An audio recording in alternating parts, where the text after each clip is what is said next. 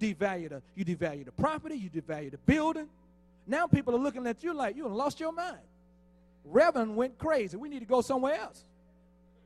So that's what it looks like to you when you say, God is the one who put me in this stuff. God is the one who tests me. God is the one who's causing me to suffer.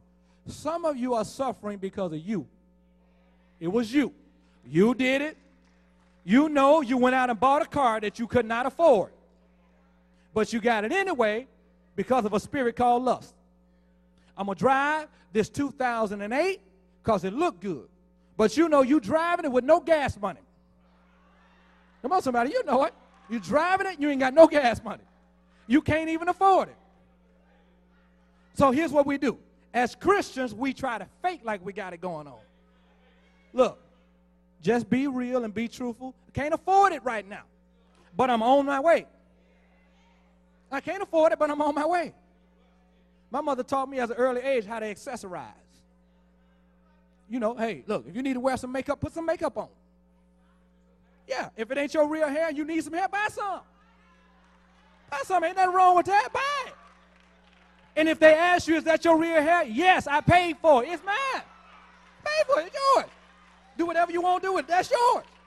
Ain't nobody got nothing to say about that, that's your hair. So my mother taught me at an early age to accessorize. You know, go to the 99-cent store, get you some costume jewelry, put it on. And if they ask you, is it real, say it's a mystery. You ain't got to tell them whether it's real or not. Hey, it's a mystery. You figure it out. Come on, somebody. You can look good until you can make it. You can look good until you make it. But here's what we do. We allow lust to drive us into a place we ain't got no business being in. You cannot afford it.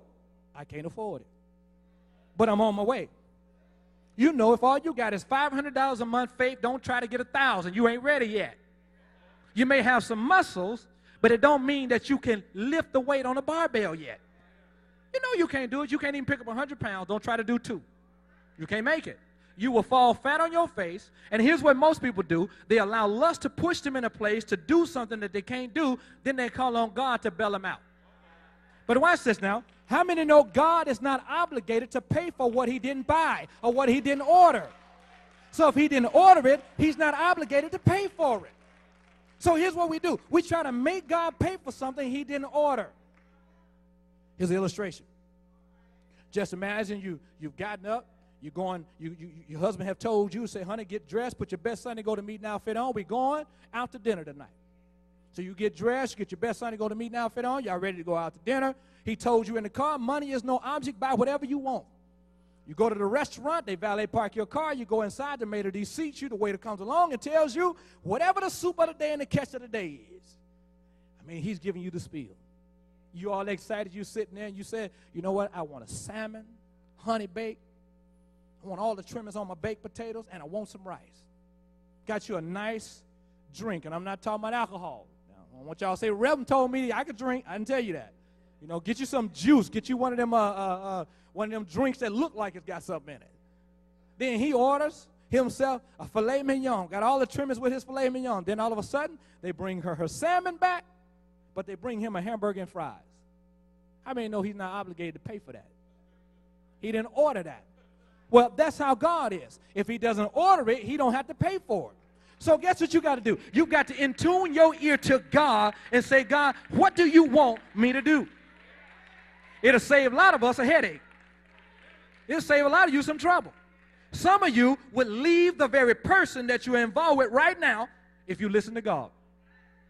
Truth be told, you married him or you dated him because he looked good. You married her or you dated her because she had it like you liked it. But then later on you found out he was a devil. You found out she was a devil.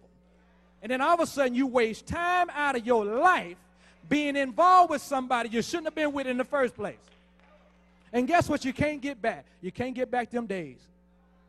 Then you go your entire life, wish I had never done that. I messed up. Then all of a sudden you start putting your daughter to the side and telling your daughter, mama did this, mama did that, don't do that. And guess what your daughter going to do? Exactly what you told her not to do.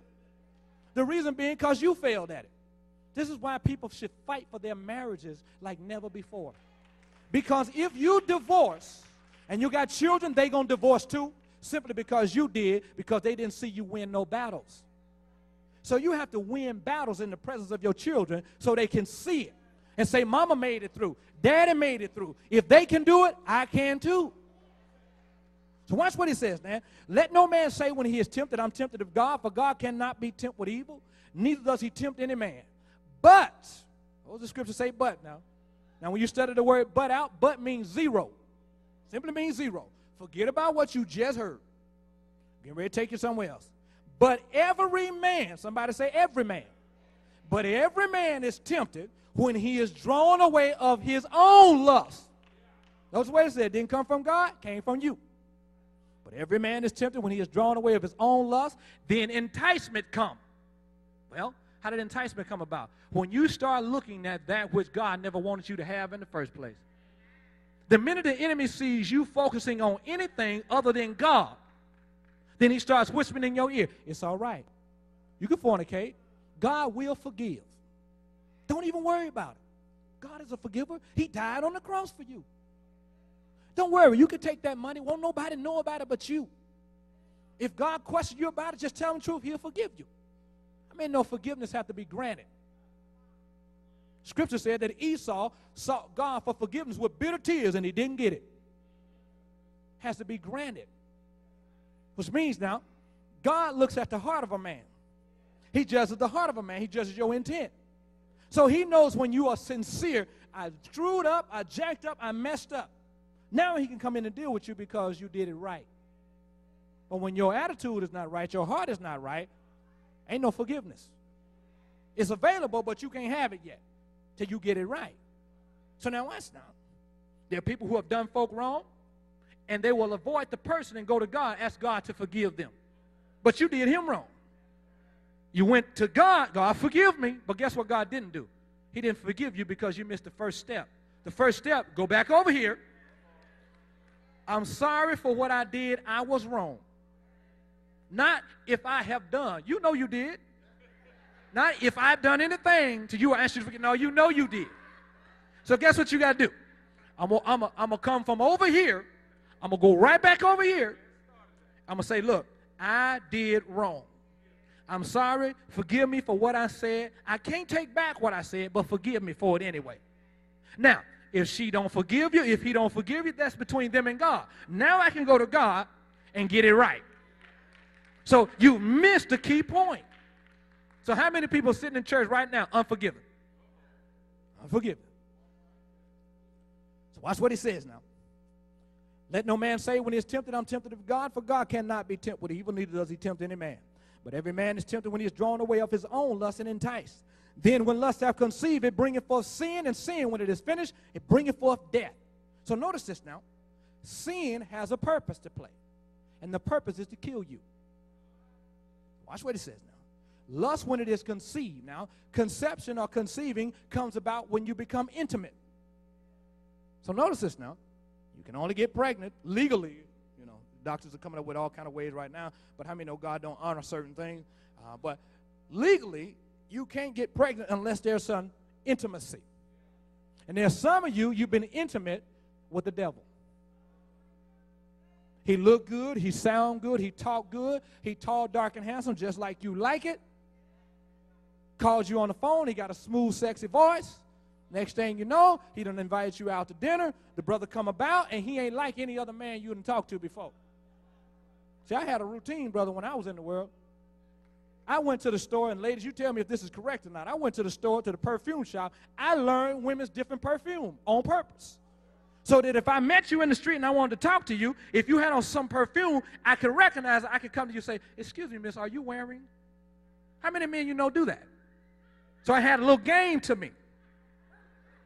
That way, now, if I can get there and tell you what kind of perfume you're wearing, that draws your attention because that ain't something that men do.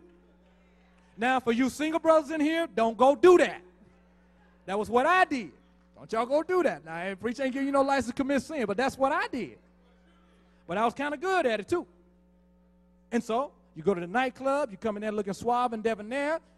Don't hang out with your boys, but you get in a certain place where everybody can see you, but yet you're still a little bit concealed. Did all that.